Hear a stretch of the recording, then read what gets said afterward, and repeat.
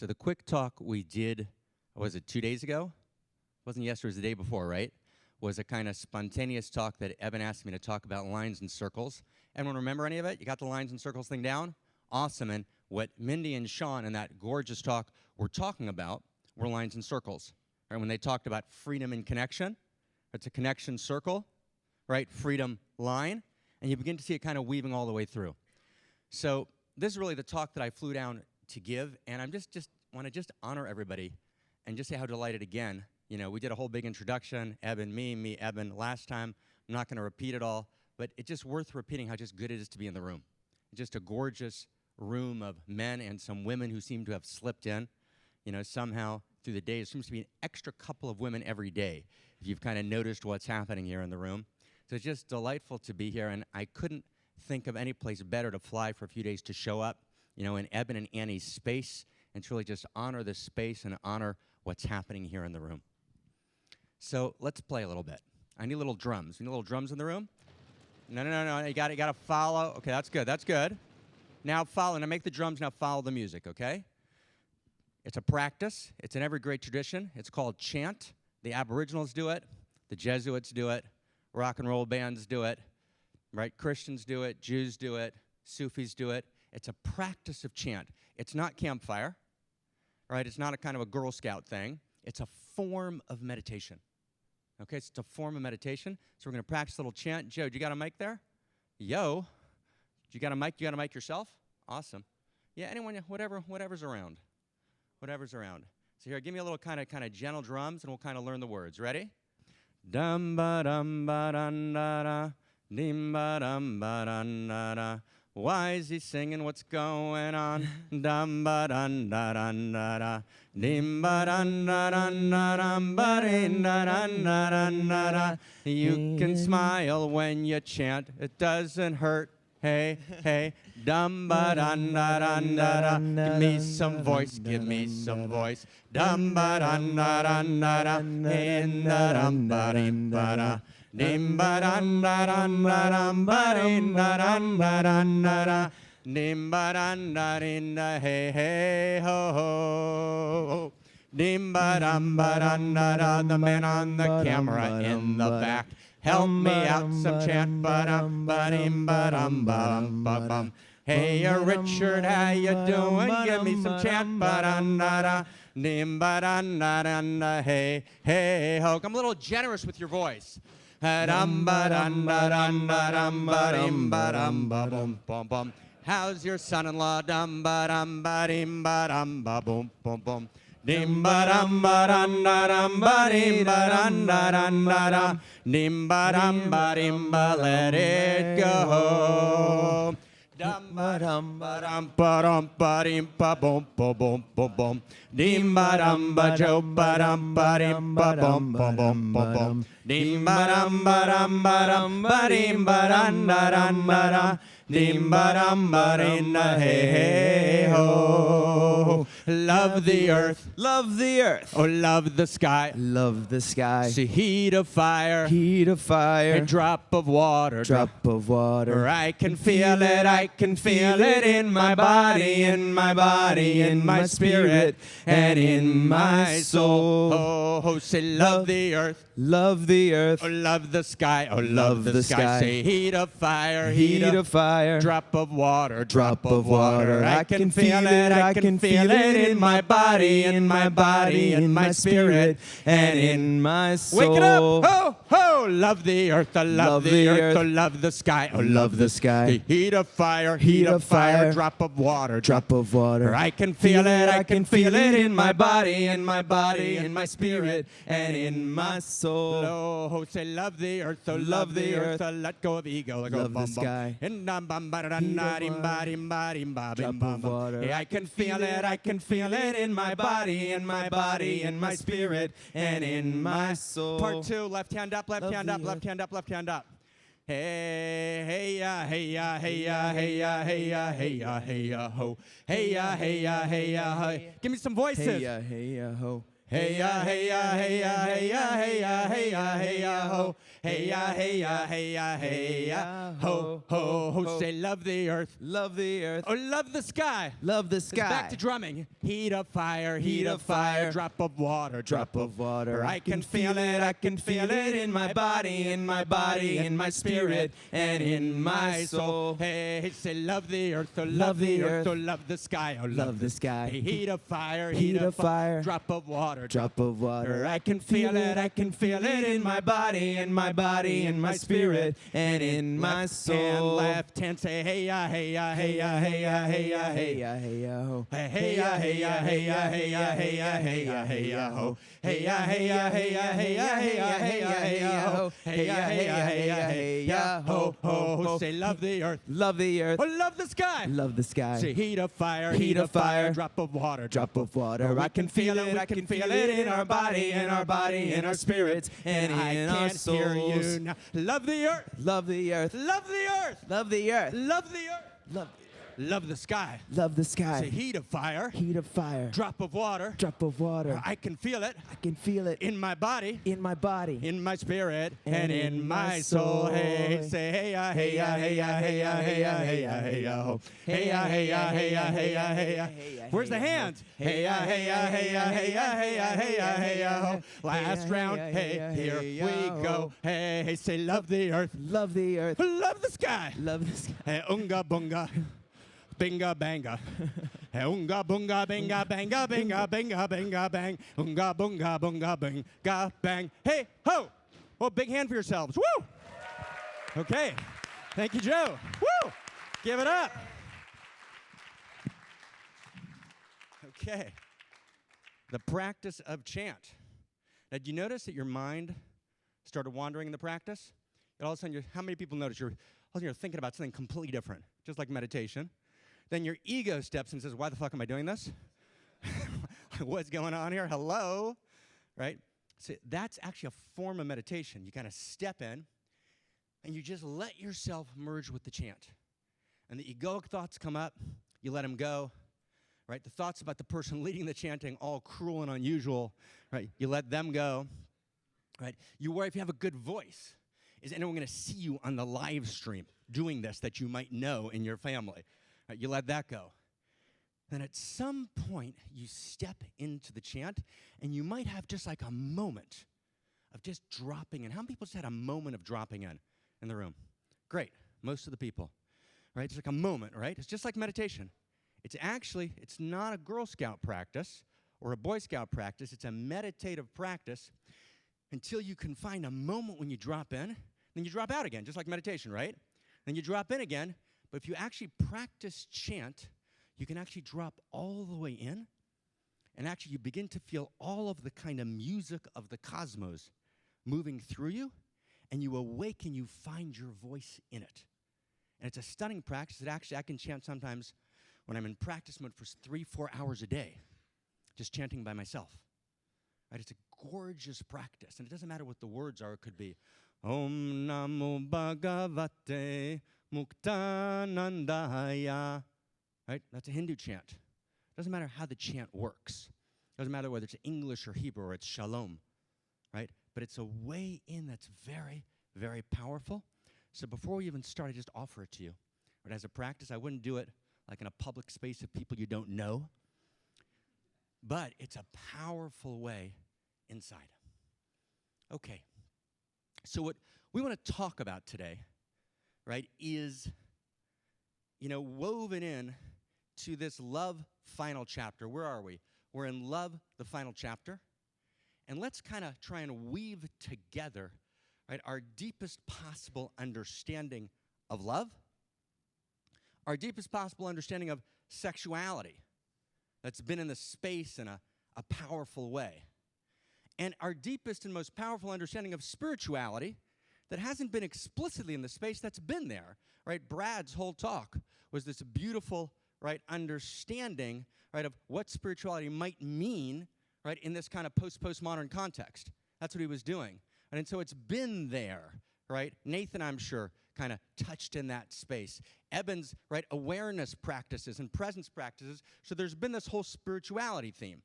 So there's been sexuality in the space, right? Love in the space, right? And spirituality in the space. And now what we want to do, right, on Sunday afternoon, right, is weave them together, and the weaving matters, okay? So I'm going to ask you, and I want just to have show of hands who's willing to play, but to really play, I'm going to ask you to stretch in the next period of time, to really stretch. How many, just really willing, but by raising your hands, you're kind of stepping in, right? Stretch. But when you feel like, oh, I just lost that idea, right, skip that one, press delete, just come back in. And we're going to weave together a framework. Now, here's a big sentence, okay? Human being lives in inescapable frameworks. It's a great sentence. A dude named Charles Taylor wrote it about 50 years ago in a book called Sources of Self, meaning we're always in a framework. You think you don't have a framework? That's your framework. Thinking that there's no framework. That's a big framework. That's actually a dogmatic framework. There are no frameworks. That's a framework. You get that? No universals. That's a universal. Right? You're always living in a framework. There's always a set of things that you believe about reality that you may have inherited from your parents. You might have gotten it from some mix of self-help books. You might have gotten it from culture by osmosis. Right? You might have gotten it through your own practice. But there's a way that you navigate your reality. And that narrative, which is usually unconscious and unspoken, determines everything that happens to you in life. So therefore, the most effective leveraged move you can make for transformation, you with me, is to evolve the narrative. You get that? To shift the framework. And that's the old kind of idea, right? You know, I'm an Orthodox rabbi dude in my training, but so I get to quote a little Christian Testament once in a while. Right? I'm not going to teach them, I'm not going to give them fish. I teach them how to fish. Frameworks is the same thing, right? You can make like 30 great self-help moves, and they're patches. But if you shift your framework, you evolve the actual source code of your thinking. You're no longer on the desktop. You're actually evolving the source code. Then the game changes, and culture's game changes. So what I want to do is just in 3 minutes, show of hands here, how many people had intentions when they came in? Just how many people had an intention when they came in? How many people? Okay, most. Okay, now keep your hands up. Can you help me out? Keep your hands up. So just 2 of the people on either side, just come up and give us in 20 seconds flat what your intention was. Okay? 2 people on this side, 2 people on this side. Help us out. Be brave in the room. Just 2 people come up just for a second and just give us, again, 2 seconds flat, you know, what your intention was. Give me 1 more person on this side, 2 people on this side. Just kind of give us your intention. Great. Thank you. Totally appreciate you playing. 1 more person on this side. Just kind of 1 more person to kind of come up and play here. Who do we got there? Fantastic.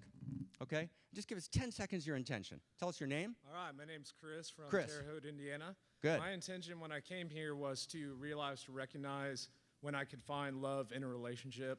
Am I supposed to say what I found? No, good. That's good. Different? That's good. Okay. Well, I came to realize how I could find love in a relationship. Fantastic. Awesome. Give him a big hand. Okay, awesome. Great. Thank you, Chris. Take it away. Go ahead. My name is Max from New Jersey. Hey, Max. Good to see you again. Nice to see you, too. So my intention was to figure out how to have the best relationship possible. How to have the best relationship possible. Fantastic. Max, give him a hand. Thank you very much. You're on, brother. Thank you. Name? My name is Matt from Atlanta, and my intention was to come here and learn and leave a little bit better than when I came in. Come here, learn. What do you want to learn? I want to learn more about how to build deeper connections and get a better idea of what's going on around me. Build deeper connection. Get a better idea of what's going on. Thank you. Give him a big hand. Thank you very much. Yo, Dimitri. My intention in coming here was to see Eben's vision for the future of love and all of the speakers here in a way that I could hopefully not only learn for myself, but contribute to passing that on to the rest of the world. Okay, and what particularly do you want to learn for yourself? Particularly for myself, discovering what my next chapter is after getting Next chapter. My next chapter in my life, where do I want to go? Thank you, Dimitri. Yes. Give him a big hand. Thank you very much. Okay, awesome. Now, are those good intentions? They're fantastic, right? Everyone agree? Good. So let's see now if we can kind of accept those intentions. Let's take it as a given, if we can, that those were voices in the room. That's a sense of the intentions that live in the room, and they're fantastic. They're about personal improvement. They're about personal kind of movement. They're about up-leveling our game. What if we could up-level our entire field of intention? What if we could actually suggest that our intention itself is actually much larger? And I want to put 4 questions in the space. First question, where are you? Where do you live? Where are you? Second question, Who are you? Right? Who are you? Third question, are you ready to play a larger game? Now feel that in your body. You feel that? How many people just felt it? Just when you hear the sentence, show of hands. How many just felt it in your body, right? Hold like lots, right? Are you ready to play a larger game? Meaning, am I ready to up-level beyond my personal intention, which is wildly important? I want kind of deep devotion and honor, right, to the dignity, right, of every person's personal intention, full pranam, full bow. And as long as your personal intention remains, right, relegated and located in your personal moves, it's not going to succeed. That's the great paradox at play.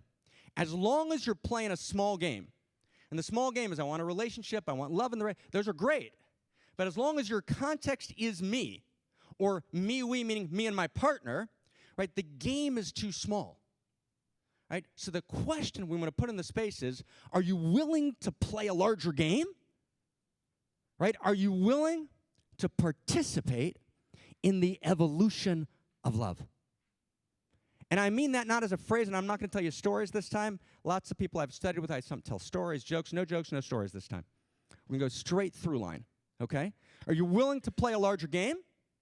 Are you willing to participate in the evolution of love? So just answer the first question. If it's a yes, give it a shout, a loud yes, and if it's not, just be quiet. Totally fine. All right, are you willing to play a larger game? Yes, but give it to me. Give me some right. Are you willing to play a larger game?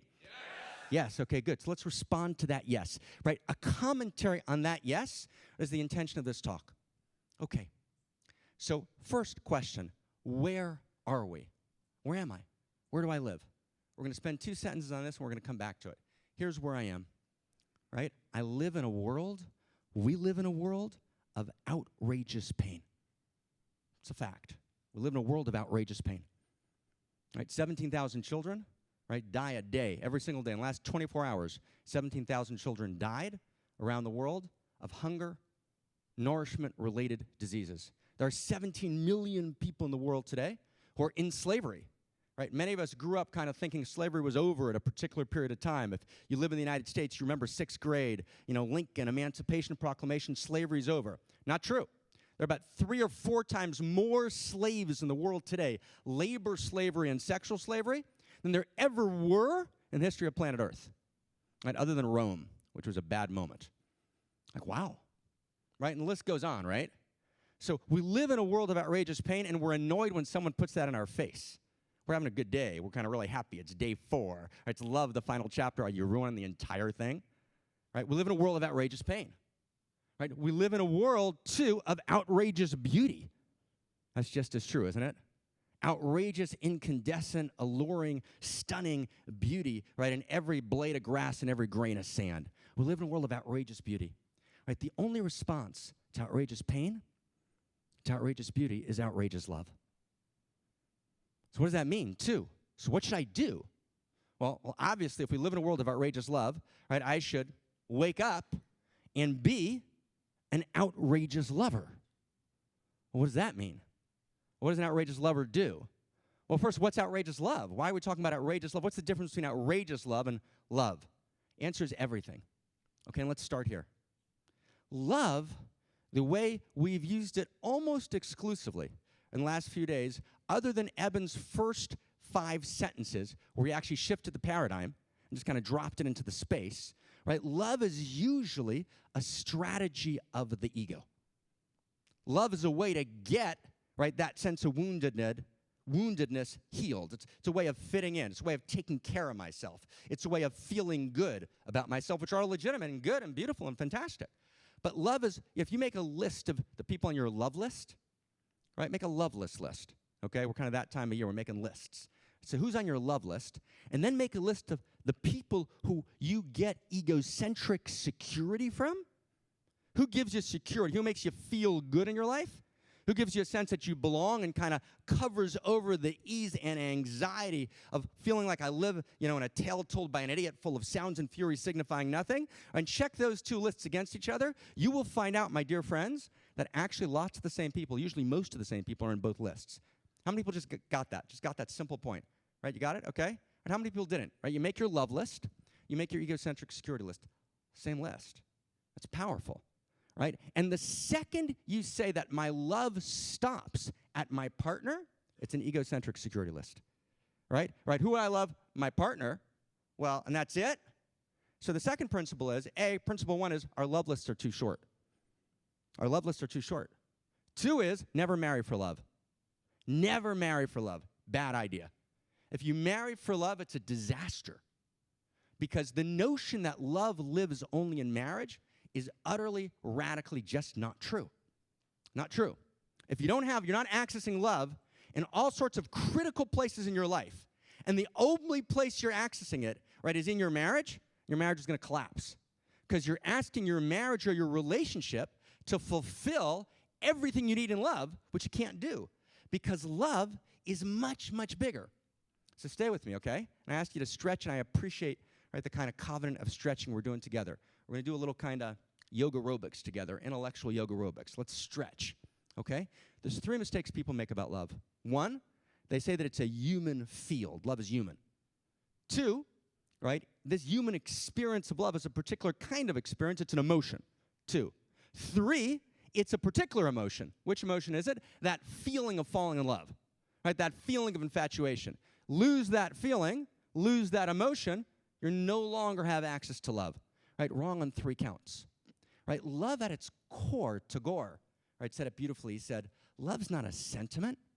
Love is the heart of existence itself, right? Love at its core isn't a human experience, right? Love at its core is the very energy that moves the entire cosmic process way before human beings came on the scene, right? When quarks are allured and attracted and they come together and they form a new value proposition and a new identity called an atom for no reason. There's no reason they should do that.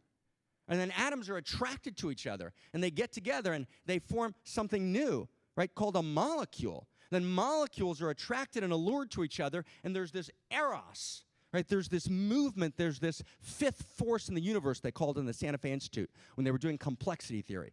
So not just 4 forces, there's a 5th force in reality. And that 5th force of reality is the organizing eros of reality. It's that which drives the entire thing. And it's way before human beings, and it's love by any other name. Love not as that experience of infatuation, although that's an expression of it, but love as the initiating and animating energy and eros of all that is, that drives the entire process. Love's not weak. Love's not a Hallmark card. Love's not cherubic. Love is the strongest force there is. It's that which drives and moves, right, the entire process. Right, Whitehead, great process philosopher, he said, all of evolution is the gentle or not gentle movement towards God by the gentle or not gentle persuasion of love. Like, wow. Like Dante talked about the love that moves the sun and the stars. And if you actually look at Darwin carefully, which Jeffrey, I saw walking away, had alluded to and really kind of did a lot of the hard science on, when Darwin talks about, right, in Descent, he talks about natural selection twice and apologizes for it. It's a necessary structure. It's one of the structures. But he talks about love 95 times. Right? You get that? Talks about love 95 times. And all the indexes of Darwin took it out. They listed love once or twice. Like, wow. Darwin's actually talking about an evolutionary force. And if you actually listen careful to Jeffrey, he was actually describing the exterior expression of that evolutionary force. He was talking about it in 3rd person, exterior. But every exterior, stay with me, every exterior has an interior, right? Every outside has an inside. It's the nature of reality. There's no exterior without an interior. So what's the interior force, right, of this movement towards higher and higher levels of complexity? Right, love. Right, it's this movement towards more and more love, right? More and more care, more and more concern. And this movement towards love moves through, right, the entire cosmos until you get to human beings. Then when human beings step onto the scene, it's like, whoa. Then human beings go through 4 or 5 major levels of history, and all of them are marked by wider and wider circles of love. So you start, for example, just 10 seconds, for example, you have egocentric consciousness, meaning I have felt love, care, and concern for me and my peeps. That's where most people are in the world today in lots of their lives. My felt love and care and concern are for me and the people that help me survive and feel good about myself. But then you can move to ethnocentric love. I got felt sense of love for my entire country, right? My entire nation, my entire tribe. Then you can move to world-centric love. I've got an actual felt sense of love, care, and concern for every human being on the planet. And then I can move to cosmocentric love, where I actually have a lived experience of being identified with all that is, and I love actually every being, animate and inanimate, I love it all. And in those 4 levels of consciousness have now been studied by about 30 cross-cultural researchers. We actually know that actually all of reality through history and the movement of human life is the movement of the evolution of love. Do you want to stay at egocentric love? You can. Now, is egocentric love beautiful? Yes. Do you ever want to leave it behind? Anyone? Do you ever want to leave it behind? No. Because whenever you evolve a level of consciousness, you transcend and include. You transcend, you rise, but then you always include the level before it. You get that? You get that sentence? Right? So you never leave egocentric behind when you love your country, right? Or your nation or your tribe. And then when you love the world, you don't leave your tribe or your country or your people behind. Then when you love the cosmos, you don't leave all human beings behind. But your movement, the movement of reality, and try and get this for a second, and it's just stunning. The actual movement of reality, right, is the movement of the evolution of love, right? Evolutionary love drives all of reality, right? There's an energetic eros that drives the whole thing, appears in human being, and drives all of human history. It drives sexual selection, social selection. It drives culture, and love itself evolves. It's kind of wow. That's just backdrop, okay? That's just like a little backdrop. Okay, just give me a show of hands, and I'm completely happy with half. How many people followed that generally? Great. Awesome. Awesome. So now, where are we? We live in a world of outrageous pain. Only response to outrageous pain is outrageous love. Step 1. Step 2. What is outrageous love? It's not the love that's a strategy of the ego. You get that? It's outrageous love. It's the love that moves the sun and the stars. It's the love that moves the whole cosmos. That's outrageous love. You get the difference? Outrageous love and ordinary love. Outrageous love, love that moves the whole thing. Now, if you awaken as an outrageous lover, you actually have the realization that the love that's moving in you, your desire, my desire to make contact, right, to create connection, is the same love that initiated the cosmos. You get that idea? Austin, you with me? That's like, whoa. That's not me working out my shit. Right? That's actually the evolutionary love that moves the entire thing is actually awakening in me, and my drive for contact and connection and authenticity is the same drive that drives quarks to come together to form atoms, but that drive of love, which was unconscious love, now is awakening in me. So love awakens to itself through it awakening in me when I realize that the evolutionary love is now awakening as me.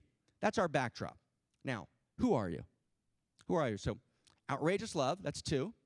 3 is, so what should you do? You should awaken as an outrageous lover. Okay? That's what you do. That's life is about awakening as an outrageous lover. Now, what does an outrageous lover do? What do outrageous lovers do? Like, what do they do with their day? Right? You get the question? Well, first, outrageous lovers keep every boundary that should be kept, and they break every boundary that should be broken. That's the first rule of outrageous lovers. But 2, what do outrageous lovers do? Outrageous lovers commit outrageous acts of love. That's what outrageous lovers do. Outrageous lovers commit outrageous acts of love. What do outrageous lovers do? Outrageous lovers commit outrageous acts of love. Which ones? Which ones should you commit? Which ones should you do? What should happen for you? There's lots of outrageous acts of love to commit out there. Which ones are yours? Those that are a function of your unique self. Now stay with me here, okay? Because this is where it gets kind of like serious and wild and ecstatic and beautiful, but just track with it. And any party that says, I can't track this, I can just track a story. No, you can. You can totally track it. It's total simple. Total coming at you, okay? We're like, I'm together with you in this, and I have full commitment that we kind of drop into this together, okay? So here's the sentence, right? What does an outrageous lover do? An outrageous lover commits outrageous acts of love. Which ones? Those that are a function of what? My unique self. Well, what's that? What's the unique self? So here we go. So there's an idea called enlightenment, right? Which Eben's dropped into the space a couple of times. How many people have kind of studied enlightenment in some way? Right? Kind of like about half of the room. Okay, maybe a little more. Okay? So what is enlightenment? So what is it? Okay, what is it? What's enlightenment? Right? Anyone, shout it out. Lighting up your experience. What else? Feeling of nothingness. What else? State of being. What else? Anyone else? Disintegration. What else? Knowing all, judging on it. Back there. Anyone else? Back there. What's enlightenment? Transcend the ego. Okay, so those are all, thank you. Those are all slivers of enlightenment. Those are called sometimes expressions, although transcend the ego never happens. We'll get back to that. You never evolve beyond ego, ever. You only evolve beyond exclusive identification with the ego, which is a huge distinction, but cool. So those are all, thank you. I'm going to give you a simple definition, which actually transcends, includes the whole thing, changes the game. 3 words. Enlightenment is sanity. Get that? Enlightenment is sanity. Now, if enlightenment is sanity, you with me? So then it's not for the elite anymore. You get that? If enlightenment's sanity, who's supposed to be sane? All of us. We all want to be sane. So enlightenment as sanity moves us towards what we want to call the democratization of enlightenment. That is to say, enlightenment's not for the woo-woo people. It's not for the fringe. We want to democratize enlightenment and actually establish the principle that every single person in the world can wake up. Wow, what does that mean? What does that mean? What is enlightenment as sanity? So let's say that I say something like, let me give it to you really simple. Let's say I say, my name is Eben Pagan, who himself is having some identity issues. Are they trying to work out this weekend, which is nice, okay? But let's say I'm going to go with the Eben Pagan thing, okay? My name's Eben Pagan. Now, I kind of say it the first time, it wasn't that funny. He said he's not telling jokes, but he said it, we'll kind of be polite and laugh a little bit. No, I don't know. My name's really Eben Pagan. No, really. No, really, I'm Eben Pagan. I have a daughter, and I'm married to Annie Lullabird, and and I live in Miami and sometimes in New York, and I was in a rock band. And it was fantastic, and I went, and I worked with this guy Joe Stump, right? And I tell you my whole story. And at some point, you look at him and you see my eyes are glazed. Or the guy's eyes are glazed, and you realize, oh my God, he really thinks he's Eben Pagan. So you say to yourself, oh my God, he's crazy. He's nuts. He's insane. Why? Well, because sanity is to know your identity, right? That's what sanity means. DSM, simple definition. Know your identity, you're sane. Right? If your name's Marc Gafni, you think you're Eben Pagan, you're insane. Now, stay with me for a second. The level of insanity in confusing between Marc and Eben is relatively small compared to the level of insanity in believing that who I am, ready, is merely a small, separate self. And not realizing that who I actually am is a true self, and the total number of true selves in the world is 1, and I actually participate ineradicably in the seamless code of the universe that lives in me, as me, and through me, and there's no dimension in me that's actually separate. And whether you want to understand that through complexity and chaos theory and general dynamics theory, which is the exterior view of it, or you want to understand it through actually enlightenment practice, where you actually practice and you actually wake up not to a dogma, but to a genuine experience where you realize I'm not separate self. Who am I? That's insane. That's insane. That's a complete mistaken identity. I'm not separate self. Who am I? I'm true self. How many true selves are there in the world? 1. Right? I'm actually part of the seamless code of the universe, and I know that not because Gafni said so. I know that because I actually did practice. I did an experiment, just like you do in science. I did an experiment in the interior space. I repeated the experiment, just like Rawls points out. I repeated it a lot of times. It kept coming out with the same result. Then other people did the experiment, right? This experiment of meditation, chant, practice, contemplation. They did it all over the world in double-blind conditions. And everybody all over the world came back with the same result. What was the result? The notion that I'm merely a separate self, right, is absurd. And then we checked it with the community of the adequate, peer-reviewed, right? We realized that everybody all over the world for 4,000 years doing the same sets of injunctions experiments yielded the same result, which was, right, the nature of my identity is I am not a separate self, right? I am at my core true self. That's who I am. And not to know that is insane. It's utterly, totally insane. That's not an elite thing. That's not for like the dudes who are kind of like into spirituality. That's just sanity. That's just knowing who I am. So the democratization of enlightenment says, right, we're going to democratize waking up. Now, how many people think that women should vote? Just checking here in the room. Really, everybody? Okay, that's cool. That's cool. 120 years ago, you know that basically no one in the world thought women should vote? 120 years ago is when women started voting. It's kind of shocking, right? How many people here think that democracy, of all the systems we have, is a pretty decent idea? Right? Okay. Right, 400, 500 years ago, you got burnt at the stake for suggesting the democratization of governance. Crazy idea, right? Now, any 7-year-old knows democratization. Of course we vote. That's what we do, right? We vote. So what happened? What happened? Stay with me. Consciousness evolved. You get that? Consciousness evolved. Democracy, which Buddha never thought of, right, actually became a live option in the space of consciousness, right? And now we all know democratization of governance, that's a given. So the next step in the evolution of consciousness, which is the evolution of love, is the democratization of enlightenment. You get that? Waking up isn't the province of the elite. It's not the province of the few, right? It's not like, let me kind of look, oh man, this shit's not for me. Let me hear about kind of something real about my life and finding a relationship, man. No, actually waking up is sanity. Becoming sane, right? To actually believe that I'm merely a separate self, right? That I'm merely, Gregory Bateson called it, a skin-encapsulated ego. Right? Gregory Bateson was one of the big proto-thinkers before systems theory.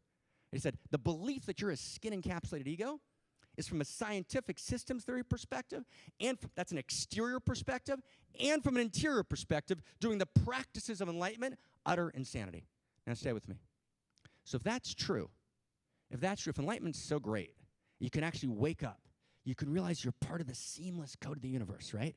You can realize that like all the love and all the power and all the goodness and all the wonder of the world actually can flow through me. And I'm no longer encapsulated just in my ego, and I'm no longer lonely, and I'm no longer devastated. I'm actually fully connected, and I fully belong. If it's that great, why isn't everybody doing it?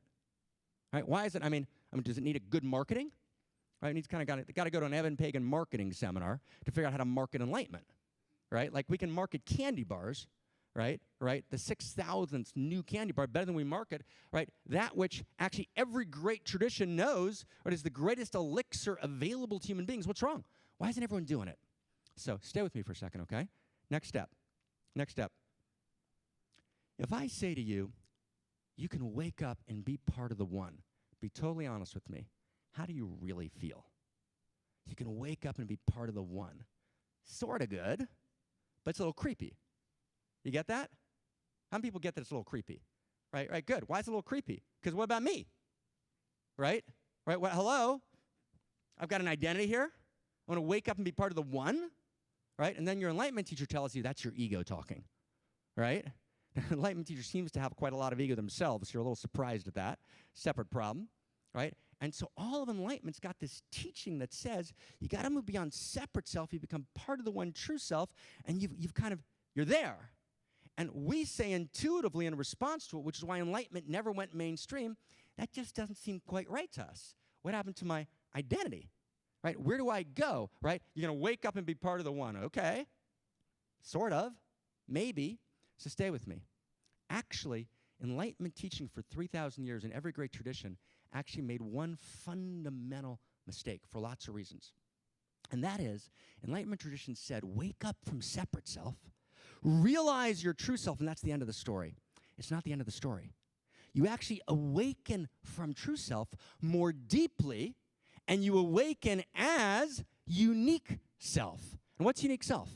Unique self is the irreducibly unique taste. It's not your Myers-Briggs test. It's not your Enneagram type. I want you to get that. Your Enneagram type is the structure of your ego. You get that? Your Enneagram type doesn't tell you who you are, it tells you who you're not. It tells you how your ego navigates reality. Your Myers-Briggs test, it's a great tool, but it organizes your ego. Right? Actually, you move beyond that. You realize, no, I'm true self. Right? I'm actually clarified. I'm one with reality. Right? I feel that I'm actually identified with the ground of being. And then I awaken, and I realize that I might be part of the seamless code of the universe, but the seamless code of the universe is seamless, but it's not featureless. You get that? It's seamless. It's not featureless. And what are its features? Me.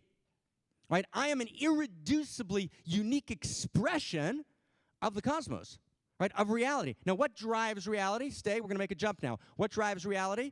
The love intelligence of the cosmos. The eros, the love all the way up and all the way down that drives the whole thing. So what does it mean to awaken as a unique self? So here we go. Who are you? Who are you? Who are you? You are an irreducibly unique expression of the love intelligence and love beauty that is the initiating and animating eros of all that is, that lives in you, as you, and through you, that never was, is, or will be ever again.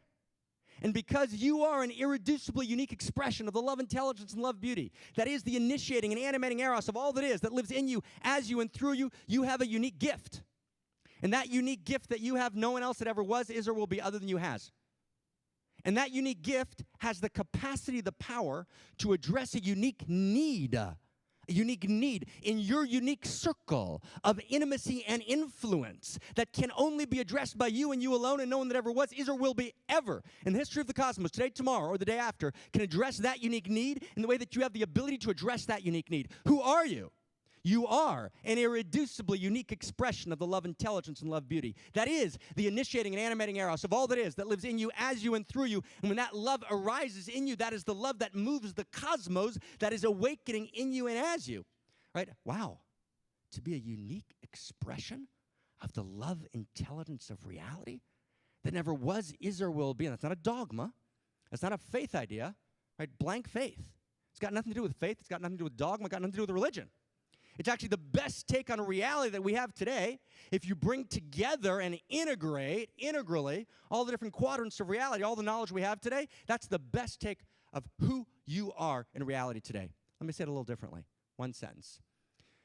The universe, reality, source, right, wrote an outrageous love letter to itself, signed as your name. To awaken to your life and give your unique gifts is to write an outrageous love letter back to source. Now, what does it mean, friends, brothers, some sisters in the room, right? I don't want to come to you, I'm a spiritual teacher dude, not as a doctor dude, not as an academic dude, just as a friend. Let's be, we got too many spiritual teachers and too many rabbis and too many doctors. Let's just be friends. As a friend, I mean, when you wake up in the morning, you say, I am an outrageous love letter written by reality to itself, signed as me. And there are gifts that I can give, meaning there's a corner of the world that is unlove as long as I don't awaken and participate as the universe's partner. You actually get that your deed is reality's need. And there's no one else that ever was, is, or will be. Pagan can't do it, and D'Angelo can't do it, and Gafni can't do it, and Jeffrey can't do it, and Nathan can't do it, right? And Bruce can't do it, and Adam can't do it. There's no one, and Katie can't do it, and Joe Muscatello can't do it. Only you can do it. No matter what I do, no matter what Evan does, no matter what Annie does, we can turn upside down. There's no way that I can give the unique gift that you can give. I can't do it. There's no way, which means there's no jealousy between us. You get that? You get how jealousy disappears, everybody? It just disappears. Jealousy becomes a total, radical, wild absurdity. How could you possibly be jealous? That's completely, absolutely, totally crazy. Because who are you? Who are you? You're a personal expression of the evolutionary impulse. And I want you to get that phrase. It's Aurobindo's phrase.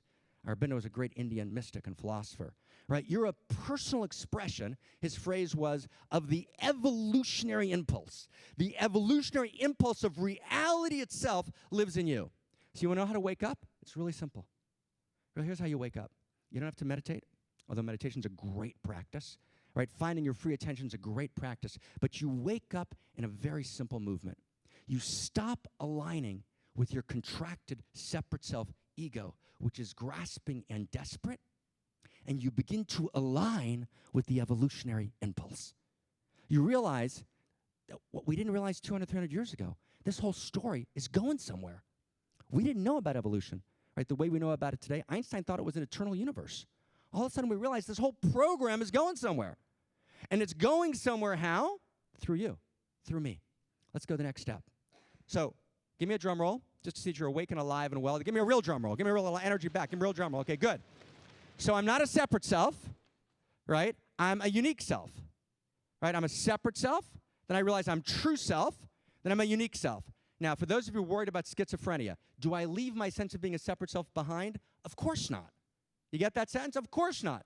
Every new level of consciousness transcends and includes the previous level. So of course I have an experience of separate self. Then I realize I'm more than my separate self. I move not beyond my separate self. That's to be psychotic. I move beyond my identification with separate self. I'm not merely separate self. I'm now true self. Then I awaken deeper than true self as unique self. And then I awaken even more deeply as evolutionary unique self. What's evolutionary unique self? It's unique self living in an evolutionary context. Now, to begin to have an evolutionary relationship to life changes the game. To have an evolutionary relationship to life is to wake up. And it's to realize the following, and let's try and do about 6 hours in about 2 minutes. Here we go. Ready? Give me another drum roll. I need a little energy here. It's for me, not for you. Here we go. Ready? Okay, good. So here we go. Now, Big Bang, or the Great Flaring Forth. What happens? How does it happen? Right, boom, right? What emerges? What emerges is reality, the cosmos as we know it, okay? What we today call inanimate matter, although the split between animate and inanimate is a dubious split. But in any case, the cosmos emerges, right? Planets, stars, first the core elements. We could walk through the whole thing. We don't have time. Supernovas, right? The whole cosmology, billions of years. Got that? That's the first Big Bang. But it's not just one. Then, boom, bangs again. What happens? Right? Life awakens. Second Big Bang. That's not cosmological evolution. That's the beginning of not the physiosphere, the cosmological plane. It's the beginning of the biosphere, right? Biological evolution. First life, first cell. Boom, all the way up the evolutionary chain, right? Until you get to kind of the first hominids walking on the savannah, you know, 1 million years ago, whatever the dates are. Then about 30,000 years ago, 32. Some people say 200, other people say 100. Whatever. Relatively recently, boom, human beings appear. Trade begins. Art begins. Jeffrey yesterday pointed towards art. Beauty. We begin to bury so this new emergence of consciousness that's qualitatively new. It's what we call an emergent, right? Just like life is an emergent beyond planets, right? After the whole biological evolution unfolds, you get to number 3, the third Big Bang, which is cultural evolution, meaning the beginning of culture, human beings, right? Frontal cortex, right? It's a huge deal. It's a new emergent. It's not just apes that are smart. It's an entire new quality of reality emergent from everything that came before it. It's synergistic, meaning it comes from everything that came before it, and it's something undeniably new, what Whitehead called the creative advance of novelty, something new. Then, right, cultural evolution, you go through all of cultural evolution until you get to like 300-400 years ago. That's it. It's kind of wild to get where we live today, and all of a sudden this thing starts happening gradually, and evolution awakens to itself. Now, half of you said, I got them up to there, I don't even know what that means. Evolution aware. It means we become aware that evolution's happening. We become aware there are stages of history. We become aware, and we gradually become aware of evolution. We become aware of biological evolution, and only very recently, 60, 70 years ago, we become aware that the cosmos itself evolved. Einstein thought the universe was eternal. So all of a sudden we realized evolution in our last 300-400 years until relatively recently, we actually were in the process of the fourth Big Bang. What's the fourth Big Bang? Evolution awakening to itself. Evolution awakens. Fifth Big Bang. What's the fifth Big Bang? Evolution awakens to itself, right? And if you really get this, you're just going to pop out of your seat, right? Have a heart awakening and just kind of burst open. It changes everything in your entire life, right? Evolution awakens to itself as me and you. Evolution awakens to itself as you. Because when you awaken as not just a separate self, kind of skin encapsulated, getting my relationship needs met, kind of doing my thing, actually awaken as true self, then true self awakens as unique self, then unique self awakens as evolutionary context. I begin to have an evolutionary relationship to life. I realize I'm living in this larger context. I actually realize that the entire evolutionary process took 13.7 billion years to create me. And my immune system is ineradicably and irreducibly unique. And my face is irreducibly unique. And my DNA structure is irreducibly unique. And it took, right, virtually infinite synergistic coincidences, right, of reality to produce me. And what are you going to do, meditate that away? Oh, let me go meditate and get rid of all that. That's a really dumb idea.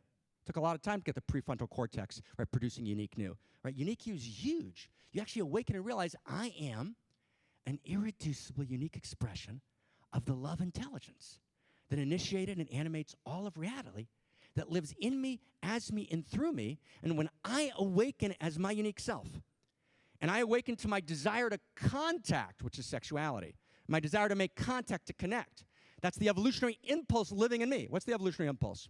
Right, it's the desire to make contact. So sex is, right, not just a little casual sex here and there, right? Every sexual act is always the evolutionary impulse moving in me and driving me to contact. And then the evolutionary impulse awakens more deeply in me. So David D'Angelo starts teaching people about the first level of the evolutionary impulse, right? Double your dating, right? How do you actually make contact? Then I awaken more deeply as the evolutionary impulse, and I have this desire to create, to innovate. So D'Angelo becomes pagan and starts teaching the second level of the evolutionary impulse, which is the drive for entrepreneurship, creativity. I live in an entrepreneurial universe, which means I'm going to create new value, and I'm going to innovate and create because I'm in a creative expression of evolution itself. And then, right, your evolutionary impulse awakens even more deeply, and Eben starts teaching transformation, right? Because actually to transform is to actually fully align with the evolutionary impulse, which is all about transformations to higher and higher levels of complexity, whose inside is higher and higher levels of consciousness, whose inside is love, the final chapter, higher and higher levels of love. Wow. You get that? Like, wow. Like, oh my God, right? The entire process is moving to higher and higher levels of complexity, whose inside is Sat Chit Ananda. Sat is being, Chit is consciousness, Ananda is love. So the inside of being is consciousness. The inside of consciousness is love. So he starts with teaching double your dating, the first level of the evolutionary impulse. You get it? Goes to what? Goes to entrepreneurship, creativity, which is the second expression of my unique self expressing as the evolutionary impulse. Right? And then when you really awaken, you realize that you are an irreducible, unique incarnation of what? Of the love intelligence. The love intelligence, you're a unique incarnation of love. So when you wake up, right, to your unique self and give your unique gifts that address a unique need in your unique circle of intimacy and influence, what are you doing? You're not being a good guy. You're evolving love. Right? The entire evolutionary process, right, wakes up and evolves through you because you are the very mechanism of evolution itself, awakening in you, as you, and through you as the irreducible, unique expression of the love intelligence whose name is you. Like, wow. Like, oh my God. Right? So what's your intention? Right? Are you ready to play a larger game? Right? You get it? Right? And you'll never be satisfied by a smaller game. That's the paradox. And well, let me just check in for a second, okay? Let's just check in. Do you get that? As long as you're playing a small game, right, you never win. You can't win in a small game because you're always going to have your wounds there. They're never going to disappear. You'll get a better relationship to them. You're always going to have some anxiety. You'll have a better relationship to it. But you're never going to actually fill the hole. The only way to fill the hole, here's a meditative instruction, sit in the hole. Just sit in it, don't move. Stop avoiding, avoid dance. Avoid dance. And we do everything we can to dance around the void. But if you actually sit in the hole, what will happen is meditatively, right, it's an extension of Eben's instructions that have been so gorgeous throughout the weekend. Sit in the hole, and it will actually fill up with your unique self. That's what's going to happen. Right? What is unique self? When Brad talked, you got a Brad Blanton quality. Were you confused when Brad talked? Maybe that was Eben. No, that was a transmission of Brad. Now, was there anything mistakable about Brad? Anyway, anything mistakable about it? Nothing, right? So what was it? It was reality having a Brad Blanton experience. You get that? Reality was incarnate as Brad Blanton, and there's no one else in the entire world that ever was, is, or will be that can write radical honesty. Not going to happen. Right? And give that unique gift. But that's true about every single person in the room. It's not about your vocation. It's not about your job. It's not about what you do. It's about showing up in your radical authenticity, which is your irreducible, unique expression. It's about letting your unique taste play in the world. It's about being and becoming as your name and not somebody else's name. You can feel into that? Okay, give me a show of hands. How much is going to feel that? Okay, beautiful. Beautiful. Let's go one last step. One last step. So let's kind of put together now kind of sexuality, right, and spirituality, right? How does this all kind of fit together. So what is sex? Sex is, my friends, love in the body. That's what it is. Right? Sex is eros. It's a drive to higher and higher levels of recognition, mutuality, union, and embrace. Now, does that mean that sex means marriage?